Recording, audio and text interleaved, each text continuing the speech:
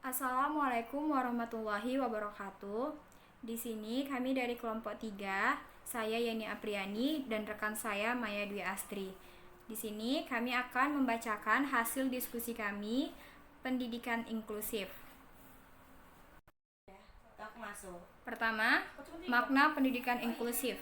Pendidikan inklusif adalah salah satu program dari kebijakan pemerintah untuk memberikan pelayanan bagi anak-anak berkebutuhan khusus untuk menempuh pendidikan reguler seperti anak-anak normal lainnya. Di sini, pihak sekolah dituntut untuk mampu menyesuaikan kebutuhan peserta didiknya. Konsep dasar pendidikan inklusif dimaksudkan sebagai sistem layanan pendidikan yang mengikut sertakan anak berkebutuhan khusus belajar bersama dengan anak sebayanya di sekolah reguler yang dekat dengan tempat tinggalnya.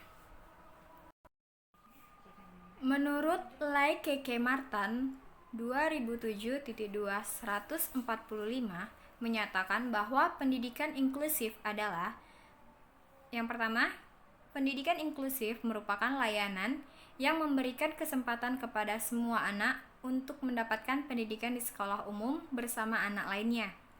Yang kedua, pendidikan inklusif dilaksanakan dengan memperhatikan kebutuhan masing-masing anak. Yang ketiga, pendidikan inklusif merupakan upaya untuk meningkatkan kualitas program pendidikan bagi seluruh peserta didik. Yang keempat, pendidikan inklusif merupakan layanan yang tepat karena didasarkan pada keunikan dan karakteristik individu. 2. Jenis layanan ABK.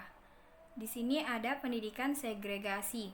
Pendidikan segregasi ini ialah pendidikan yang memisahkan anak reguler, persekolahan reguler dengan anak berkebutuhan khusus. Yang kedua, ada pendidikan terpadu. Pendidikan terpadu ini ialah sekolah yang memberi kesempatan untuk anak berkebutuhan khusus agar bisa merasakan persekolahan reguler. Yang ketiga itu adalah pendidikan inklusif, yang mana pendidikan inklusif ini merupakan perkembangan baru dari pendidikan terpadu, tetapi lebih disesuaikan lagi dengan kebutuhan peserta didiknya. Yang ketiga, indikator sekolah melaksanakan pendidikan inklusif. A. Tersedia guru pembimbing khusus yang dapat memberikan program pembelajaran bagi peserta didik berkebutuhan khusus. B. Tersedia sarana dan prasarana bagi peserta didik berkebutuhan khusus. Sekolah memperhatikan aksesibilitas dan atau alat sesuai kebutuhan peserta didik. Yang C. Memiliki program kegiatan yang bertujuan untuk mengembangkan pendidikan inklusif. D. Memiliki sistem evaluasi dan sertifikasi serta manajemen dan proses pendidikan inklusif. Assalamualaikum warahmatullahi wabarakatuh. Saya Maya Dwi Astri akan melanjutkan pembacaan makalah yang kedua. Nah, dari uraian di atas dapat dijabarkan sebagai berikut tentang standar penyelenggaraan pendidikan inklusif, yang dimana itu terdiri dari tenaga pendidik, sarana pendidik, kurikulum, monitoring, dan evaluasi. Nah, pada poin pertama itu ada tenaga pendidik. Nah, tenaga pendidik, setiap satuan pendidikan penyelenggaraan pendidikan inklusif wajib memiliki guru pembimbing khusus. Nah, dalam kegiatan pembelajarannya, guru sebagai fasilitator dan motivator dapat menyerahkan tugas dan tanggung jawab kepada anak itu sendiri dan mendorong terjadinya pembelajaran yang aktif untuk semua anak. Nah, pada poin keduanya yaitu ada sarana dan prasarana. Sarana dan prasarana yang terdapat pada satuan pendidikan penyelenggaraan pendidikan inklusif adalah sarana dan prasarana yang telah terdapat pada sekolah yang bersangkutan dan ditambah aksesibilitas serta media pembelajaran bagi peserta didik berkebutuhan khusus. Manajemen sarana dan prasarana bertugas yaitu merencanakan, mengorganisasikan, mengarahkan, mengkoordinasikan, mengawasi, dan mengevaluasi kebutuhan dan penggunaan sarana prasarana agar dapat memberikan sumbangan serta secara optimal pada kegiatan pembelajaran. Menurut Tarmansyah pada tahun 2007, halaman 169.